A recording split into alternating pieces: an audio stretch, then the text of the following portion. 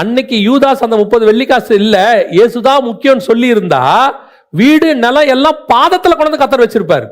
நான் உலக பிரகாரமா உங்களுக்கு சொல்றேன், கர்த்தருக்காக இழந்தவன் எவனும் தரித்திரர் ஆனதே கிடையாது, கிடையவே கிடையாது. எமில் ஜெபசிங்க பாட்டு, ஒரு அழகான ஒரு பாட்டு இருக்கு, உறக்கம் தெளிவும் உற்சாகம் கொள்ளும் ஒரு பாட்டு இருக்கு. அதுல சொல்லுவாரு, கிறிஸ்துவுக்காய் இழந்தவர் எவரும் தரித்திரர் ஆனதில்லை, ராஜ்ய மேன்மைக்காய் கஷ்டமடைந்தோர் நஷ்டப்பட்டதில்லை.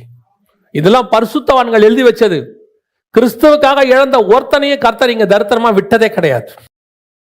ஆனா விட வேண்டியதை நீங்க விட்டுத்தான் ஆகணும். சாக்ரிஃபைஸ் இல்லாமல் இங்க ஆசீர்வாதம் கிடையாது. நான் விடவும் மாட்டேன், அதையும் வச்சுப்பேன். கர்த்தர் நல்லவர், கொடுப்பார் கொடுப்பார் கொடுப்பார். எதையும் இழக்காம இன்னொரு கிடைக்கவே கிடைக்காது. இப்ப யூதாஸுக்கு என்னத்துக்கு இந்த 30 வெள்ளிக்காசு? இயேசுவை காட்டி கொடுத்து என்ன பிரயோஜனம்? அப்படி 30 வெள்ளிக்காசுக்கு அவன் காட்டி கொடுத்து பொருளாசைக்காரை உடையவனாய் செத்து போனானே. ஆனால் அதை செய்யாமல் இருந்திருந்தால் எவ்வளவு பெரிய விஷயம் அவன் பாதத்துக்கு கீழே வந்திருக்கும். அதற்கு பிறகு புதிய எருசலேமில் அவன் பேர் வந்து ஜாயின் ஆயிருக்கும். இன்னைக்கு நம்ம எத்தனை பேர் நமக்கு வைத்தப்பட்ட திட்டத்தை இழந்து கொண்டிருக்கிறோம்?